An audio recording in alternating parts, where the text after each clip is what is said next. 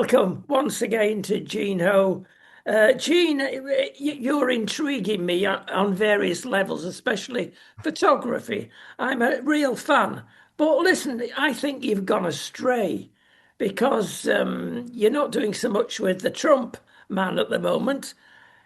Has paparazzi ever tempted you? You know what? The thing with the most fascinating thing about politics in photography is access, and that's the thing that I had with Trump all this time. I'll tell you a great story about it. When we were when I was with the campaign, the press and all the people that were there at the rallies, they had to stay in what we call the media pit. And so the media pit was a floor, probably, I don't know, 100 yards from the actual stage. And that's where they all had to stay. And if they were polite enough, they would be invited and taken up to the front and then ushered away back. And so it's interesting when a person goes to a rally, Rodney, the people that go to the rally is actually closer to Donald Trump than the media, which should tell you something that Yeah. you're actually getting a closer view of the president of the United States, more accurate than the media. Now, with me, I wasn't part of the media. I was what you call for me, I was what you call a part of the campaign. So I had all access in the back. But for the media, the paparazzi, they had to stay in the way back. You can earn a lot of money if you get the right picture, can't you? You can retire off it. Well, many photographers have done very well with it. Now, in this age, we said this before, but perhaps the most photographed person in history is Donald Trump because he came in at the tail end of the digital phenomenon where everyone had a phone right on a camera right on their phone. He may be very well the most photographed person in the world. So you have to keep that in mind. But it's what has happened with photography and Donald Trump is the perfect time, really, with cell phones and technology, and everyone has their own phones, and we've seen it in real time when it came to Donald Trump. What a lot of people fail to realize, it's great having the phone there. Top Yeah, end phone I'm talking about. I've done a lot of investigative journalism over the years, and I don't need to take a cameraman with me now because it's obvious he's taking. So, you could be looking and texting on your phone. The victim who you are filming thinks, oh, he's just texting. No, he's not. He's filming me. So right. that is a great. I'll tell you the situation. We've actually had early in the campaign, there was a leaked video or audio. I can't remember which one it was. Basically, from someone secretly recorded Donald Trump in the in the back, and I'll never forget it because I actually had to make a announcement as a photographer in the room. No cell phones. I will take the picture and then I'll give it to Yeah. you. But there was a time when it was like we had for a little bit a no cell phone because people were secretly using that. And it's hard to stop a person nowadays. But like you said before, a professional photographer had to bring his real camera and everything. Now they blend in with everyone else with their cell phones. Yeah. There are occasions, as we know, it's okay having three lenses on your cell phone, but it's nowhere near like having a professional proper lens. And Right, in bad lighting conditions, which you often have to be in, then it's right, useless. right. I mean, it does have its purpose. One of the main things, which is a tip for anyone, I always tell people the shot is worthless or the photograph is worthless unless you could actually capture it. And that's why with my cell phone, I felt so great and comfortable with it because you're always traveling with your cell phone. You have it with you at all times. So that old excuse, oh, I wish I had my camera. Uh, there's no use in getting the picture if you don't have a camera at all. But most people already have their cell phone, and that has been a game changer as far as technology. Yeah, absolutely. Listen, pre-election times in both UK and in the States. And you've had problems, haven't you, with the woke right, let's call them, Massey and Galrain. Why Right. is this happening? As if we need to ask that question.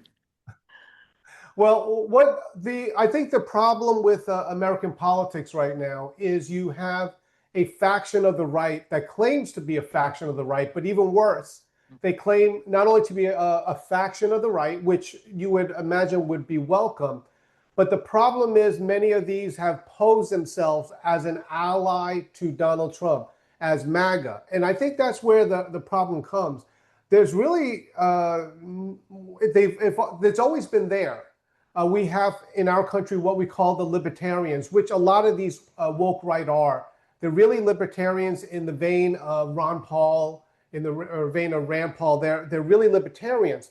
However, the problem becomes when these ones claim to also be MAGA, and they say, "Whoa, you're not MAGA, we're MAGA," and Donald Trump already defined that, and I know this because when I was Donald Trump's photographer, this was before Make America Great Again. The earliest pictures that we've had with Donald Trump that I took had people in Trump t-shirts, but they were not Make America Great Again. And so Donald Trump actually founded that movement, and it's really trying to be hijacked by the woke right. Yeah, there's been a big win, isn't there, in Louisiana for Trump. I mean, Yeah, it's hinted he could finish up with 12 extra seats. yeah. Overall, because of the Supreme Court's decision in Louisiana, for the midterms, it does give a tremendous advantage. Now, it's almost like we'll accept it where where it comes from. But this is because the Supreme Court said that it was unconstitutional to draft the gerrymandering based upon race, and so now these some of these districts are being redrawn, which gives an advantage to the Republicans for the Yeah, midterms, which is very good news for Donald Trump, to be yep. honest. And if SCOTUS says it, you can get away with gerrymandering, I suppose. Yeah, well, the interesting thing about it is, of course, you know that not only do we have the United States Supreme Court, but each state has their own Supreme Court. And in Virginia, it was the Virginia State Supreme Court that also backed that decision and just basically erased the gerrymandering that was done by the Democrats and then changed that to flip it back to what it originally was rather than changing it. So that I think might have saved already right there like 4 seats, I think 3 or 4 seats. How do you get onto a state court with such power? What qualifications do you need? I When it came to this on some of the states, works the same way. In Atlanta, I met one of the Supreme Courts of Atlanta, and it's almost the same process. These are judges that served in lower districts, and it's the same in most states. It's the same process where the governor, when a seat gets open, they will nominate somebody, and then that person has to be gone through their Senate for approval. So it's almost the same. United States, each state has a basically a government very, very similar to the United States, where they have a House and a Senate. I think there might be one exception. Don't quote me, but I think maybe Minnesota or Minnesota. I think they might have only a House, no Senate, or something like that. Almost like the MPs, they only have one House. But each state does it a little bit different, and it's still the people's representatives that approve of it. Alaska being apart from everybody, are they under the same regime? Are you talking about Alaska? You know, it's funny because for everyone, everyone they're kind of the forgotten. We call it the continental United States. So if you're not if you're not connected with us like Hawaii and Alaska, sometimes they tend to be forgotten, which is pretty funny. But you have to remember we have Guam and Puerto Rico that are not they're not states, but they're part of the United States of America in that way, as far as being a territory. But no, it's I will say this, that if they're not connected, they are often forgotten. with us. So Well, yeah, yeah, I suppose shortly you can say Cuba and Greenland. you're right, right, right. We'll see. We'll see how that happens. Of course, in America, we love all Americans, including Alaskans. But it is funny when you bring it out like that because it's like most of the time it's out of sight, out of mind. It's called the continental United States. So. Yes, I can see that. Look, Trump's just come back from his friend Xi in China. Has he got everything he wanted? Yes, and that is one of the things that has been misforgotten in the media and also with the woke right podcasters. Uh, Donald Trump had a very distinct job to do. The issue is Taiwan. China wants basically Taiwan back by, if I could even say by force or what coercion, but in the way is the United States. So Donald Trump had to go there, tiptoe through all of that, and at the same time bring something back to the United States, and he did. Uh, China has bought from an American company, Boeing. Um, don't quote me, maybe 200 airplanes, maybe 300. I'm not sure how many it is. But Donald Trump paraded United States CEOs, brought them to China and says, we would love to do business with you. We'd love to be friendly with you. These are our CEOs that would love to do business with you in China. And so the most important thing was the president of the United States had to tap dance around this issue of Taiwan. He did that very, very effectively. And he also got the so-called concession for China to say, indeed, Iran cannot have a nuclear weapon and the Strait of Hormuz has to be open. Those three issues was all accomplished. We never expected China to say, "Oh, okay, you're gonna go still sell arms to Taiwan. We want you to not do that." Like it was not that; it was just put on the back burner. And Donald Trump effectively did that because it is a sticking point. Well, I'm thinking in the back of my mind, hundreds of F-16s. I mean, that is potent. And if they get hold of them, wow. But also in the back of the mind that they're going to need spares. So I suppose in the future, America still has got the in the box seat. Yeah, I think when you had a interview with Dave Blaze, the CEO of George Magazine, it was made very clearly that America is in charge right now. We have the largest GDP. Certainly, if you don't include the European Union, which combined, China is the second largest if you don't combine them. But Donald Trump negotiated very well. He basically had to put it all on a holding pattern and at the same time get them to support no nuclear weapons for Iran. And that was accomplished. It should be considered a huge victory for Donald Trump.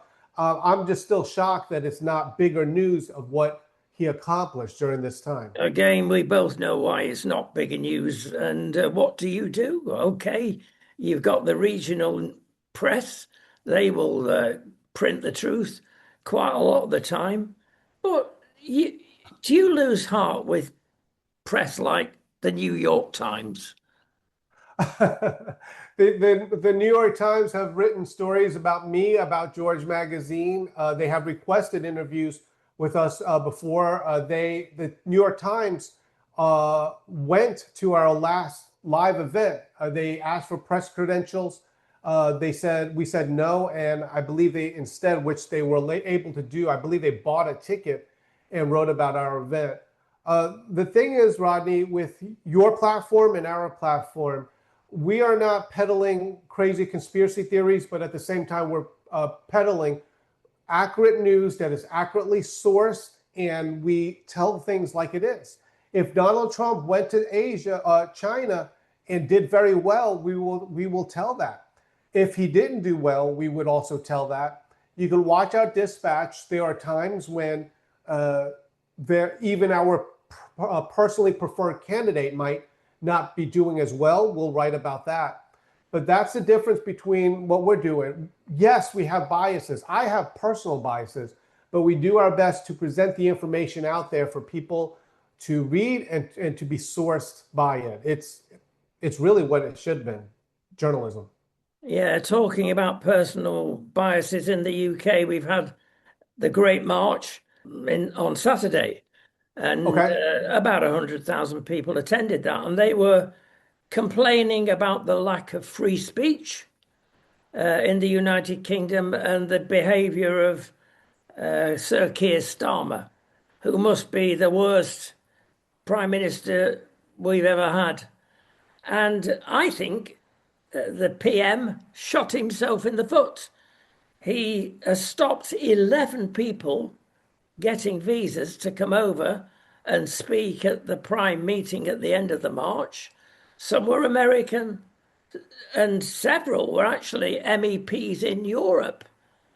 Now, this is astonishing. And he came out and said, I'm not having undesirables in the country. Now, this is a peaceful march, the most peaceful march that's been in London for years, because it's family and because it's Christian, a lot of it. And there, of course, speaks a person that has no faith and is proud in his lack of faith and has led the United Kingdom into utter and complete chaos. Now, he never says anything about the pro-Palestinian marches, which have caused havoc over the months and years. But for this march, he assembled special vehicles that are not required at pro-Gaza marches. He's got special cameras for facial identification, and it's been a bit of a nonsense. Basically, as a non-believer and a declared atheist, he's anti-Christian and actually pro-Muslim. Well, actually, what we have seen in America is this is how the whole thing with Donald Trump came about in the first place, where I would say the Christian right, and I say that specifically, the Christian right basically felt like their voices weren't heard. 3 years ago, George Magazine, or I think maybe 2 or 3 years ago at this point, George Magazine did an article when Donald Trump was not president, and it was on the persecution of Christians in Nigeria, especially. Now, you would think right now it was like, okay, well, why do we care about, we should be just America first. But Donald Trump was the first American president to actually talk about these rights for Christians. We're not talking all religions, specifically for Christians. And I believe that they just took out one of the leaders that was persecuting Christians in Nigeria. So this president is standing up, our president is standing up for Christians. And I think if you have something similar to that in the UK, that is what really started and created this Donald Trump, is these people who felt like their voices weren't heard. And this was in the beginning, the very woke time period that brought this there. So ultimately, by maybe Starmer blocking certain things or making it inconvenient, it makes people angrier in that sense. Absolutely. The march doubled in size because when you get a Brit that's upset, he does exactly opposite to what he's told. And that's what happened. Yeah, I believe that's the case. Yes. Yes, And absolutely. it's very sad. In fact, America has helped by sending delegations to Britain about free speech from time to time. And we do welcome that. And it's highlighted the problem we have. We've had several street preachers arrested, fined for something that's been freedom in Britain for years.